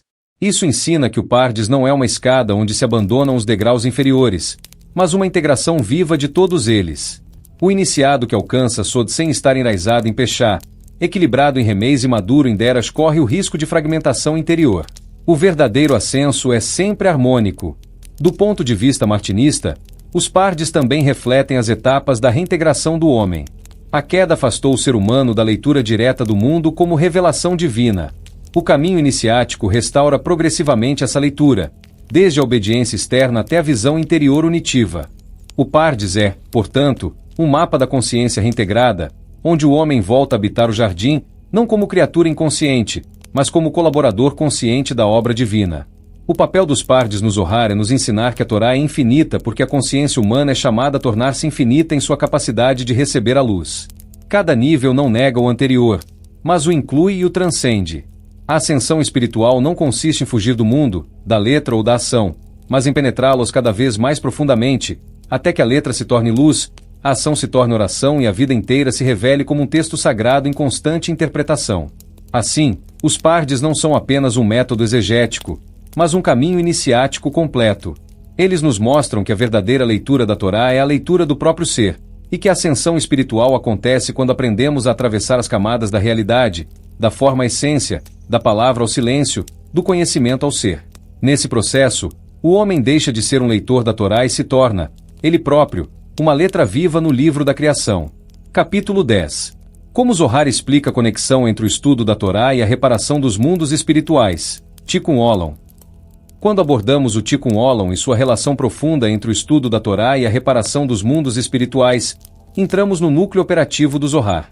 Aqui não se trata de uma ética social no sentido moderno, nem de um ideal abstrato de melhorar o mundo, mas de uma ciência sagrada da causalidade espiritual. O Zohar afirma, de forma constante e contundente, que o estudo da Torá não é um ato intelectual isolado, mas uma ação real nos mundos invisíveis, capaz de restaurar fluxos de luz, unir aspectos fragmentados da divindade e corrigir as falhas introduzidas na estrutura da criação desde a queda do homem primordial. A criação não é um evento encerrado no passado, mas um processo contínuo. O Criador emana a realidade a cada instante, e essa emanação depende da harmonia entre a luz e os vasos que a recebem. O pecado original, entendido aqui não como um ato moral isolado, mas como a cristalização do desejo de receber para si mesmo, provocou uma ruptura nessa harmonia. Essa ruptura não ocorreu apenas no homem, mas repercutiu em todos os mundos, causando desequilíbrios nos fluxos espirituais, separações entre a Sefirot e o exílio da Shechina, a presença divina imanente. O Tikkun Olam é, portanto, o processo de restauração dessa harmonia cósmica, e o estudo da Torá é apresentado pelo Zohar como uma das ferramentas centrais dessa obra. No Zohar, a Torá não é um texto histórico ou jurídico, mas a própria arquitetura espiritual da criação. Ela precede o mundo, sustenta o mundo e descreve o mundo em todos os seus níveis. Estudar a Torá é alinhar a consciência humana com essa arquitetura. Quando um iniciado se dedica ao estudo, especialmente com intenção pura, ele não está apenas adquirindo conhecimento, mas conectando sua alma aos fluxos de luz que estruturam os mundos. Essa conexão gera um movimento de retificação, pois a alma humana funciona como um ponto de interseção entre os mundos superiores e inferiores. A tradição ensina que cada palavra da Torá contém múltiplos níveis de luz correspondentes aos 4 mundos, Asiya, Yetzira, Bria e Atzilut, e que o modo como o homem estuda determina qual nível de luz é ativado. Um estudo mecânico, sem intenção, atua apenas nos níveis mais baixos. Já um estudo realizado com devoção, reverência e desejo de união ativa luzes mais elevadas, capazes de reparar rupturas profundas na estrutura espiritual. Assim, o Tikkun não ocorre automaticamente, ele depende da qualidade da consciência que se engaja no estudo. Do ponto de vista martinista, isso se alinha perfeitamente à ideia de reintegração. O homem decaído vive em estado de fragmentação interior e cósmica. O estudo da Torá, quando realizado como prática iniciática, torna-se um caminho de reintegração progressiva. Ao estudar, ordenamos a nossa mente, purificamos a nossa intenção e educamos os nossos desejos. Esse processo interior tem um reflexo direto nos mundos espirituais, pois o homem é um microcosmo que contém, em miniatura, a mesma estrutura dos mundos superiores. Corrigir-se interiormente é, ao mesmo tempo, Corrigir o universo. O Zohar enfatiza que o estudo da Torá une o santo, bendito seja ele, e a Shechina. Essa união é uma das expressões mais profundas do Tikkun Olam. A separação entre esses dois aspectos da divindade simboliza o desequilíbrio entre transcendência e imanência, entre o princípio ativo e o receptivo. Quando o homem estuda a Torá com a intenção de unificar, ele se torna um mediador dessa união. Sua consciência funciona como um canal pelo qual a luz pode fluir novamente de forma equilibrada, restaurando os vínculos rompidos. Essa união não é apenas simbólica, ela é descrita como um evento real nos mundos espirituais. Cada ato de estudo sincero provoca movimentos na Sefirot, desperta fluxos adormecidos e fortalece os canais de luz. Por isso, o Zohar afirma que o mundo se sustenta sobre o sopro das crianças que estudam a Torá e sobre a voz daqueles que se dedicam a ela. Não se trata de poesia devocional, mas de uma afirmação metafísica. A criação depende da consciência humana para manter sua coerência. Outro ponto central é que o estudo da Torá atua diretamente sobre o desejo de receber. Ao confrontar o homem com a ordem divina, a Torá expõe as distorções do desejo egoísta e oferece os meios para sua transformação. Essa transformação é o coração do Tikkun. Enquanto o desejo permanece voltado apenas para si, ele bloqueia a luz e gera trevas. Quando o desejo é gradualmente reorientado para o dar, ele se torna um vaso apto a receber luz sem ruptura. Esse processo interior reflete-se nos mundos, pois os mesmos princípios regem o macrocosmo e o microcosmo. O Zohar também ensina que o estudo da Torá protege o mundo contra forças de desintegração associadas às Klifot, as cascas que se alimentam da luz fragmentada. Quando o homem estuda sem intenção ou vive de modo inconsciente, ele fortalece essas forças, pois a luz se dispersa e é capturada por estruturas impuras. Já o estudo consciente recolhe as centelhas dispersas e as reintegra à ordem sagrada. Esse recolhimento de centelhas é uma das imagens mais recorrentes do Tikkun Olam no pensamento cabalístico. É importante compreender que o Zohar não separa estudo e prática. O verdadeiro estudo da Torá é sempre performativo. Ele transforma o estudioso. Quando essa transformação ocorre, ela se manifesta em ações mais justas, relações mais equilibradas e uma presença mais consciente no mundo. Assim, o Tikkun Olam não se limita aos mundos invisíveis, ele se estende à realidade concreta. No entanto, a raiz da reparação está no invisível. Sem corrigir as causas espirituais, qualquer reparação externa permanece frágil e temporária. No caminho iniciático, o estudo da Torá também funciona como uma sese da linguagem e do pensamento, onde aprendemos a pensar de acordo com os ritmos da criação, a falar de modo que nossas palavras não fragmentem a realidade, e a silenciarmos quando o silêncio é mais adequado. Essa disciplina interior reflete-se nos mundos, pois a palavra humana possui poder criador. Estudar a Torá é aprender a falar novamente a linguagem da criação, perdida após a queda. À medida que avançamos, o estudo deixa de ser apenas leitura ou interpretação e se torna contemplação viva. A Torá começa a revelar-se como uma presença, não apenas como um texto. Nesse estágio, cada versículo estudado é uma chave que abre um canal de luz. O Tikkun Olam torna-se então um estado permanente de consciência, no qual o homem vive como cooperador da obra divina. Ele não faz o Tikkun como uma tarefa externa, ele é o Tikkun em sua forma de pensar, sentir e agir. O propósito do estudo da Torá é restaurar a unidade. Unidade entre os mundos, entre a Sefirot, entre o Criador e a criação, e entre as múltiplas camadas do próprio ser humano. O Tikkun Olam não é um projeto humano separado de Deus, mas a resposta consciente da criatura ao chamado divino para participar da restauração da harmonia original. Cada ato de estudo sincero é uma resposta a esse chamado.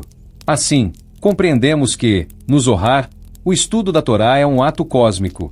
Ele não ocorre apenas na mente do homem, mas ressoa em toda a estrutura da existência. Ao estudar, tocamos os fios invisíveis que ligam todos os mundos, recolhemos centelhas dispersas e ajudamos a conduzir a criação de volta à sua origem luminosa. O Tikkun Olam é inseparável do estudo da Torá, pois é através desse estudo vivo, consciente e transformador, que cumpriremos nossa função na longa cadeia da existência e participamos ativamente da obra de reparação universal. Capítulo 11. Explique a visão do Zohar sobre o livre-arbítrio humano em contraste com a ordem predestinada das esferas espirituais. Quando investigamos a visão do Zohar sobre o livre-arbítrio humano em contraste com a ordem predestinada das esferas espirituais, entramos em um dos pontos mais sutis e paradoxais da metafísica cabalística. O Zohar não resolve essa tensão eliminando um dos polos, como fazem certas correntes fatalistas ou voluntaristas, mas a sustenta conscientemente como um mistério vivo.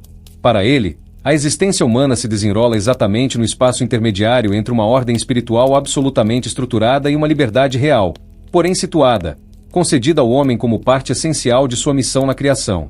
No Zohar, o universo espiritual é apresentado como uma arquitetura precisa, composta por mundos, sefirot, canais de luz e leis imutáveis. Nada ocorre de maneira arbitrária. Cada fluxo de energia, cada movimento de luz, cada ocultação ou revelação obedece a uma ordem anterior à própria criação do mundo físico. Essa ordem não é mecânica, mas inteligente, viva e impregnada da vontade divina. Os mundos superiores não escolhem no sentido humano, eles funcionam segundo a natureza que lhes foi atribuída. As Sefirot, por exemplo, não decidem agir de forma diferente, elas expressam aspectos específicos da divindade de maneira constante e coerente. Essa estrutura é o que poderíamos chamar de ordem predestinada. O Zohar afirma que o fim da criação já está contido em seu princípio. O estado de correção final, o tikkun completo, existe potencialmente desde o pensamento da criação. Nesse sentido, o destino último da criação não está em aberto, ela retornará à unidade. Contudo, o modo como esse retorno se realiza, o caminho percorrido, o ritmo e o grau de consciência envolvidos são profundamente influenciados pelo livre-arbítrio humano. É aqui que o homem ocupa um lugar singular nos planos espirituais.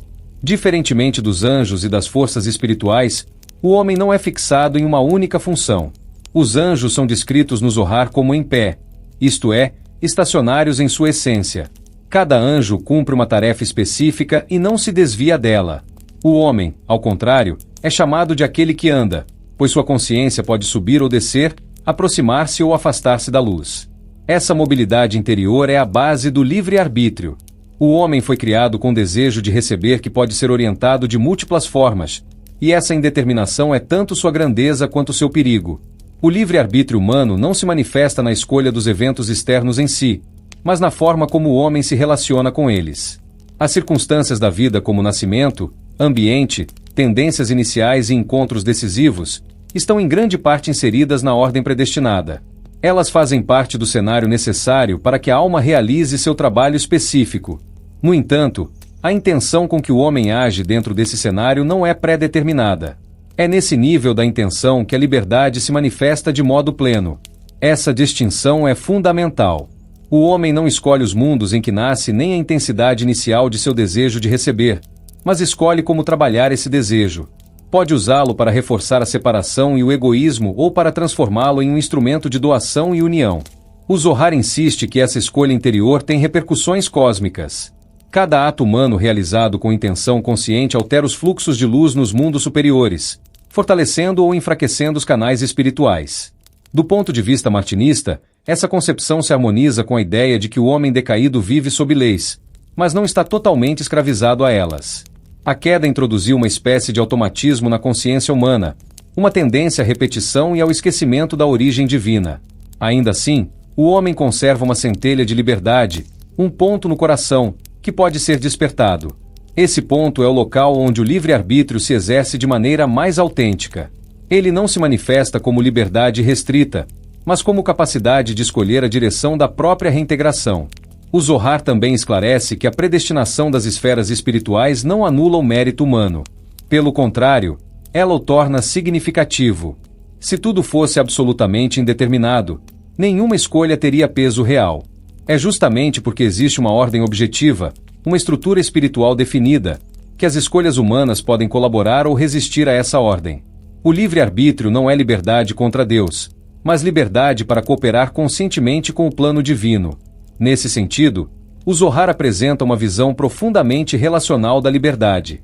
O homem não é um agente isolado, mas um elo na cadeia da existência. Sua liberdade não afeta apenas a si mesmo, mas repercute nos mundos espirituais e na coletividade humana. Cada escolha orientada para o bem contribui para o Tikkun Olam. Cada escolha egoísta reforça a fragmentação. Assim, o livre-arbítrio humano é inseparável da responsabilidade cósmica. Outro ponto essencial é o livre-arbítrio como uma capacidade estática.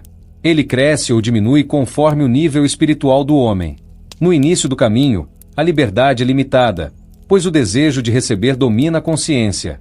O homem reage mais do que escolhe. À medida que ele se purifica através do estudo da Torá, dos mitzvot e do trabalho interior, sua capacidade de escolha se amplia. Ele se torna menos determinado por impulsos inconscientes e mais capaz de agir a partir da intenção consciente. Assim, paradoxalmente, quanto mais o homem se alinha à ordem divina, mais livre ele se torna. Essa ideia pode parecer contraintuitiva para a mentalidade moderna, que associa a liberdade à ausência de leis. O Zohar propõe o oposto. A verdadeira liberdade surge quando o homem se harmoniza com a lei espiritual. Fora dessa harmonia, o homem é escravo de suas paixões, medos e condicionamentos. A predestinação das esferas espirituais não oprime o homem, ela oferece um eixo estável em torno do qual a liberdade pode se manifestar de forma criativa e consciente. No nível mais profundo, a tensão entre livre-arbítrio e predestinação é, em si, um véu pedagógico. Do ponto de vista do Criador, tudo está incluído na unidade e nada é verdadeiramente separado. Do ponto de vista da criatura, a experiência da escolha é real e necessária. Essas duas perspectivas não se anulam, elas pertencem a níveis diferentes de percepção. Assim, aprendemos a sustentar essa dualidade sem tentar resolvê-la intelectualmente. Quando o homem alcança níveis elevados de consciência, especialmente associados a Neshama, Aya e Eida, a experiência do livre-arbítrio se transforma. Ele já não escolhe entre bem e mal de forma conflitiva, pois seu desejo foi refinado. Suas escolhas fluem naturalmente da equivalência de forma com a luz. Nesse estágio, liberdade e necessidade deixam de ser opostas. O homem quer exatamente aquilo que a ordem divina quer. Essa não é a negação do livre-arbítrio, mas sua consumação. No contexto do Tikkun final, a predestinação garante o retorno à unidade, enquanto o livre-arbítrio determina a qualidade desse retorno. Uma humanidade inconsciente retorna pela dor e pela ruptura. Uma humanidade consciente retorna pela sabedoria e pelo amor. O fim é o mesmo, mas o caminho é radicalmente diferente. É por isso que o estudo, a ética e a intenção são tão centrais na tradição. Assim, a visão do Zohar sobre o livre-arbítrio humano em contraste com a ordem predestinada das esferas espirituais não é contraditória, mas complementar. A ordem divina estabelece o campo de possibilidades. O livre-arbítrio humano decide como essas possibilidades serão atualizadas. O homem é, ao mesmo tempo, criatura dentro de uma estrutura e coautor do processo de reparação. Essa é a sua dignidade e também o seu fardo. A liberdade humana é o meio pelo qual o Criador deseja ser reconhecido conscientemente pela criação. Sem livre-arbítrio, não haveria amor, mérito nem verdadeira união. A ordem predestinada assegura que a luz jamais se perca. O livre-arbítrio garante que essa luz possa ser recebida com consciência. Entre esses dois polos, o homem caminha, escolhe, erra, corrige, pouco a pouco, participa do grande retorno de todas as coisas à sua origem divina. Capítulo 12. O Zohar frequentemente usa metáforas de banquetes espirituais. Qual é o significado esotérico desses banquetes e sua relação com a alma? Quando o Zohar recorre repetidamente à imagem dos banquetes espirituais, ele não faz como ornamento poético ou recurso pedagógico superficial, mas como uma linguagem simbólica precisa para descrever a dinâmica mais íntima entre a luz divina e a alma humana. Esse banquete é uma metáfora que fala da criação, da queda, da reparação e da reintegração. Comer, beber, sentar-se à mesa e partilhar o alimento são imagens que traduzem, em termos acessíveis à consciência humana, o mistério da recepção da luz e da transformação do desejo de receber em desejo de dar. No Zohar, comer nunca é apenas um ato físico. O alimento representa a luz divina adaptada ao vaso, isto é, a capacidade da criatura de receber. Assim como o corpo só pode assimilar o alimento quando este é preparado, cozido e dividido em porções adequadas, a alma só pode receber a luz quando esta passa por processos de ocultação, medida e ordenação. O banquete espiritual é, portanto, a imagem da luz já preparada para ser recebida pela alma sem causar ruptura. Ele indica um estado de harmonia entre o que é oferecido e o que pode ser acolhido. A própria criação pode ser compreendida como a preparação de um grande banquete. O Criador, sendo plenitude absoluta, deseja compartilhar sua luz. Contudo, a criatura não poderia suportar essa plenitude sem se anular. Surge então todo o processo dos mundos, da sefirot e das contrações da luz, para que o alimento divino seja cozinhado, por assim dizer, até tornar-se assimilável. O propósito último desse processo é que a criatura participe conscientemente do banquete, não como um convidado passivo, mas como alguém que compreende o sentido do que recebe. Os banquetes espirituais estão intimamente ligados ao conceito de prazer, mas não ao prazer bruto do desejo egoísta. O prazer verdadeiro é a experiência da equivalência de forma entre a alma e a luz. Quando a alma recebe com a intenção de dar prazer ao Criador, o prazer não gera separação, mas união. O banquete espiritual simboliza exatamente esse tipo de recepção. Comer não para saciar uma fome egoísta, mas para celebrar uma comunhão. Por isso, no Zohar, os justos são frequentemente descritos como sentados à mesa do rei, desfrutando da luz da Shechina. Essa imagem também revela algo essencial sobre o estado da alma após a morte. O Zohar afirma que as almas dos justos se alimentam da luz divina no mundo vindouro. Essa alimentação não é metafórica no sentido vago, mas ontológica. A alma, despida do corpo físico, continua sendo um desejo de receber. O que muda é o objeto desse desejo. Em vez de buscar prazeres materiais, a alma se nutre diretamente da luz. O banquete espiritual descreve esse estado de saciedade luminosa, onde o desejo encontra seu objeto sem gerar carência ou sofrimento. Essa imagem dialoga profundamente com a ideia de reintegração. O homem decaído perdeu acesso consciente ao banquete primordial, isto é, a participação direta na plenitude divina. Ele passou a buscar substitutos desse alimento espiritual em prazeres fragmentados, que nunca saciam plenamente.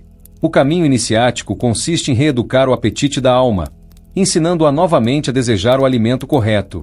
O banquete espiritual simboliza o retorno a esse alimento original, que não divide, não esgota e não gera culpa ou dependência.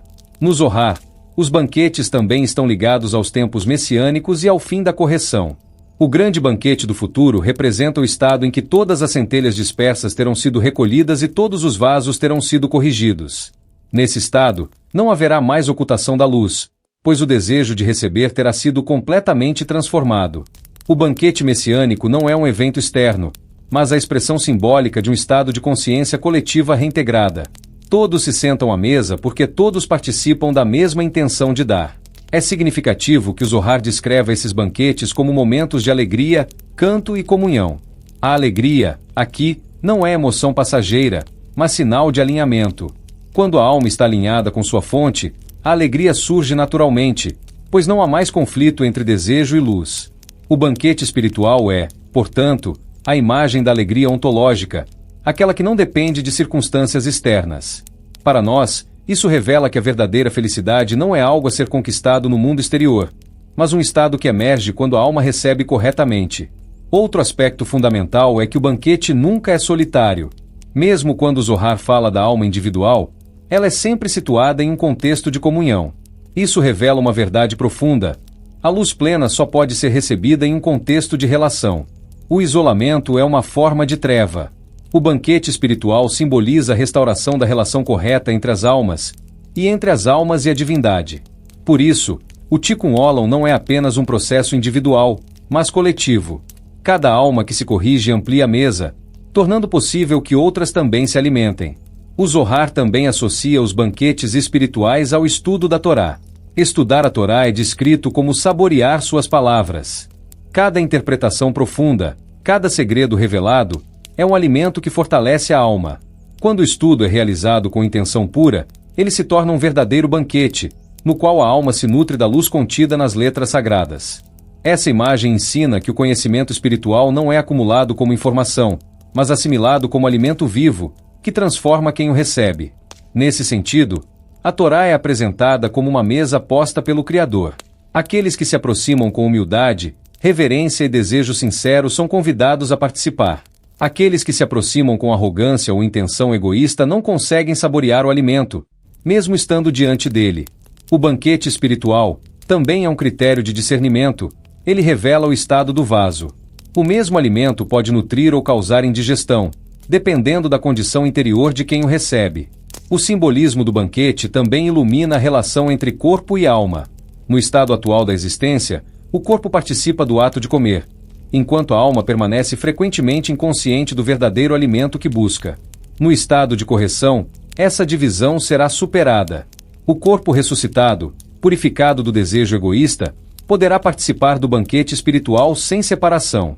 Isso explica por que a ressurreição dos mortos é parte essencial do processo final.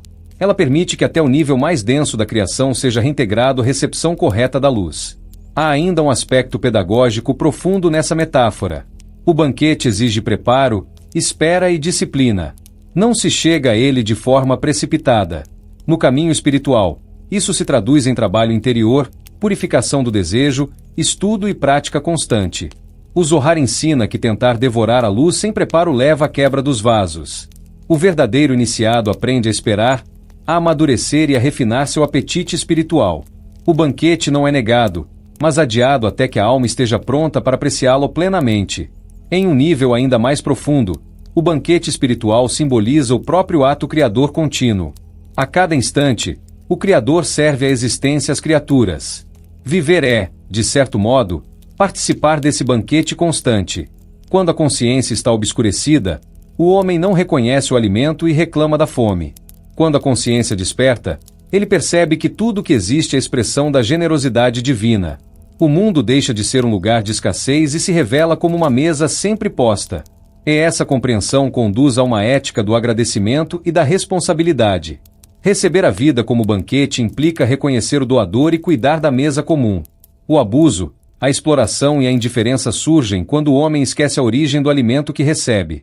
Portanto, o banquete espiritual não é apenas uma promessa futura, mas um chamado presente à consciência, a reverência e a participação ativa na obra divina são uma metáfora total da relação entre a alma e a luz. Eles expressam o propósito da criação, o sentido do prazer espiritual, o caminho da correção e a promessa da reintegração final. Compreender esse símbolo não é apenas um exercício intelectual, mas um convite a transformar o próprio modo de desejar, de receber e de viver. Quando a alma aprende a sentar-se corretamente à mesa do rei, cada instante da existência se torna um alimento de luz, e o caminho inteiro se revela como uma lenta e sagrada preparação para o banquete eterno da unidade.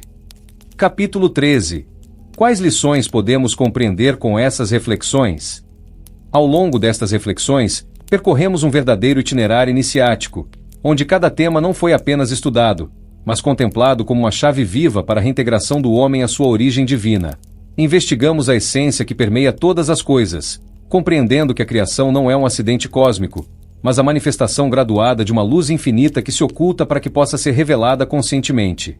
Exploramos os mundos espirituais contidos uns nos outros, percebendo que o universo não é fragmentado, mas estruturado como uma hierarquia de estados de consciência que também se refletem no próprio homem.